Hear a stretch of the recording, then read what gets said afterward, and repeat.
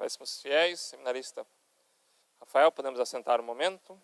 Nessa oitava do Santo Natal, em que meditamos o nascimento de nosso Senhor Jesus Cristo, houve um santo que entregou a sua vida pacificamente a nosso Senhor. Seu nome é Santo Tomás, São Thomas Becket, arcebispo de Cantuária. Ele que buscava uma vida de grande santidade desde o início. Estamos falando de 1117 em Londres. Tinham pais profundamente religiosos que buscaram dar a melhor educação para o seu filho. Ele então foi educado junto à corte do rei de Londres, da Inglaterra. E lá estava também o filho do rei, Henrique, que seria, a princípio, seu amigo, mas no futuro haveriam grandes desavenças, porque Henrique se tornaria o rei da Inglaterra e o nosso Tomás se tornaria o arcebispo. O confronto que muitas vezes nós veremos na história entre o poder temporal e o poder da igreja, o poder eclesiástico. Essa luta em que muitas vezes o mundo, o século, quer mandar, quer doutrinar, quer ensinar, quer estar acima da igreja nas coisas que competem à religião, nas coisas que competem a Deus. Grande parte dos momentos de crise da humanidade foi quando o homem quis mandar na instituição divina que é a igreja, não querendo obedecer aos seus legítimos pastores. Aquilo que nosso Senhor Jesus Cristo disse, que nós devemos observar. O Filho do Homem veio para servir e não ser servido. Assim deve também o mundo imitar a nosso Senhor Jesus Cristo. Quando busca, pelo contrário, se utilizar da religião para fazer a sua vontade, é que nós temos as grandes calamidades da história.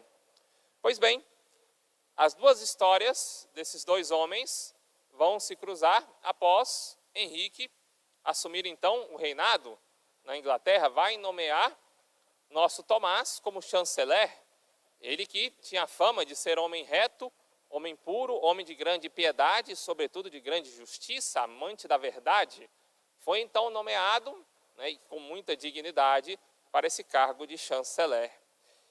E assim não foi apenas uma, mas várias as vezes em que houve esse embate, em que Henrique buscava fazer as suas escolhas com relação à vontade, à sua vontade, contrárias à vontade de Deus, à vontade da igreja. Então essa disputa entre igreja e Estado. Certa vez, a luta ficou mais acirrada, quando então o rei decidiu e quis nomear os arcebispos do seu reino. Temos então uma intervenção do Estado na nomeação daqueles que seriam os apóstolos de nosso Senhor Jesus Cristo. O que não pode ser aceito, o que seria, de fato, uma submissão total da igreja ao mundo. E assim, São Tomás foi totalmente contra essa nomeação. Tivemos então o início desses conflitos. Tomás se opôs energicamente à ação da coroa, fazendo valer os direitos da igreja, o direito da mitra, mesmo que funcionário do governo não quis ficar do lado do governo quando viu ali a injustiça, quando viu que a nomeação dos pastores deve-se à igreja, a mitra, àquela que compete as coisas do bem espiritual, que estão fora do tempo. Pois bem, o rei não aceitou esse não, essa negação da igreja sob a influência do Estado. E cada vez mais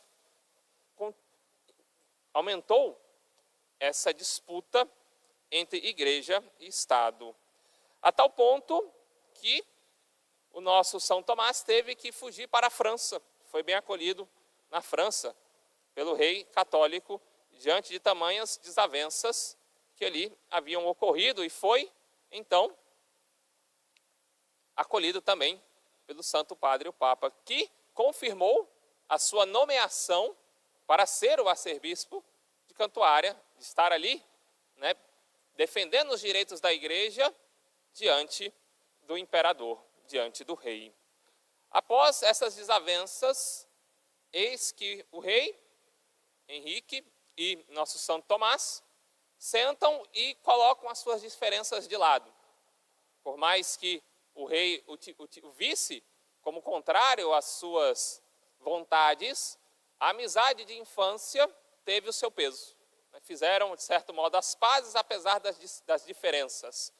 Muitas vezes a igreja ela vai lutar pela verdade, pela justiça, mesmo que isso implique combater governantes. Nem sempre queremos uma igreja que esteja totalmente envolvida com a política, mas quando nós temos situações de calamidade, de escândalo, de certas opressões, a igreja vai se posicionar em defesa da verdade, em defesa de nosso Senhor Jesus Cristo. Eis que então o nosso arcebispo, com toda a franqueza, com todo o seu dever de Estado, defende os direitos da igreja, e isso deixa o rei Henrique muito triste. E eis que ele faz uma murmuração. Nós muitas vezes murmuramos. A murmuração denota uma falta de perfeição na vida espiritual. É um pouco do orgulho e da soberba, o murmurar, o reclamar quando a minha vontade não foi realizada.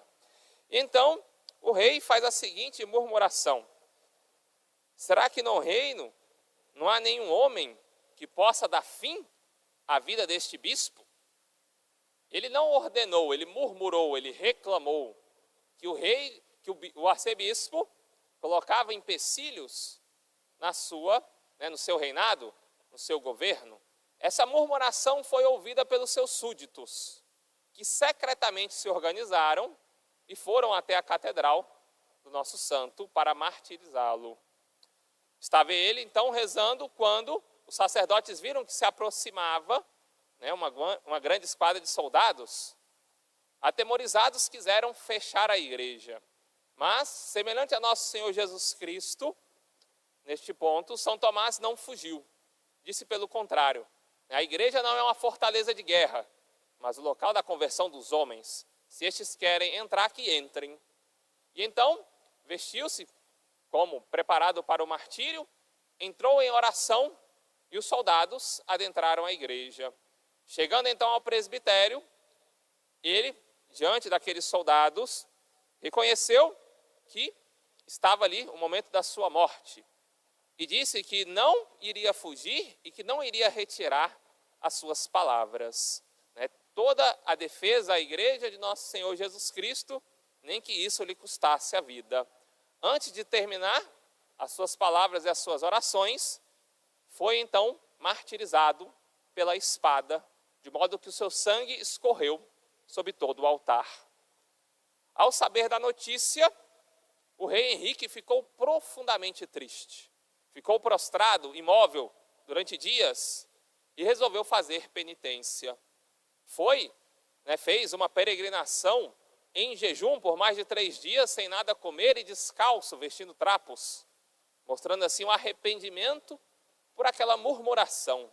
Não era da sua ordem, não era da sua vontade o martírio do seu amigo, porém opositor na política e nas coisas do Estado. Não era essa a vontade dele, mas a sua murmuração, a sua reclamação fez com que os seus súditos movessem o martírio de São Tomás. Passou um dia inteiro de joelhos no pé do túmulo de São Tomás, fazendo ali penitência e pedindo perdão dos seus pecados. Se converteu. O martírio de São Tomás serviu para uma conversão sincera de rei Henrique. E os seus próprios algozes, que também fugiram, porque caíram no total descrédito da sociedade, ousaram assassinar o arcebispo, também se arrependeram e tiveram boa morte. De toda essa história do nosso santo, fica para nós 2 mensagens. A primeira é o problema das murmurações. Sobretudo os pais diante dos filhos, quantas vezes, no momento de ira ou numa contrariedade da vontade, vão murmurar, vão expressar algo, dizer palavras que de fato não são sua vontade, mas é por efeito da ira. E isso muitas vezes escandaliza os filhos, que nem sempre vão ter esse discernimento. Muitas vezes as murmurações, as reclamações gerarão fofocas, né? Gerarão problemas em família, problema no serviço, em muitos outros locais. Nem tudo deve ser falado, e muito menos as contrariedades devem ser expressadas por palavras. Por isso que a pessoa que tem uma vida de piedade, uma vida de penitência, ela consegue resistir bem às contrariedades do mundo. Vai ter a virtude da fortaleza. É um dos sinais da graça, da santidade, a pessoa estando em alto grau na vida espiritual, é viver bem as contrariedades desta vida sem reclamações. Ela já superou, por assim dizer, né, muitos graus de penitência e de renúncia. Entende que se o próprio nosso Senhor Jesus Cristo teve desavenças, foram contrárias à sua vontade, né, o que será também de nós?